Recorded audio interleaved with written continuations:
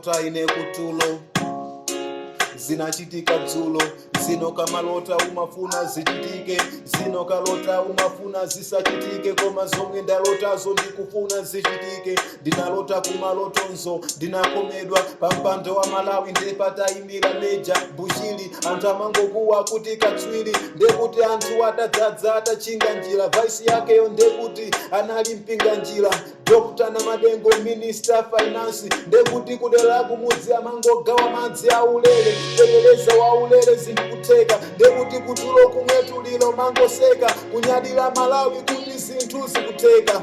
Ine kudzuka ndinasowa chokamba amene mayimiro othandizira achinagwamba, ndinadzuka kudzuka tsiku lovota kena kuganiza kapena ndimalota zokhota, ndiyang'anepo vota mayinawo palibepo, ndinangogwa tulo kaya mphepo. Ine ndiyamika Mesiya kumangoganiza kuti zovota nditasiya.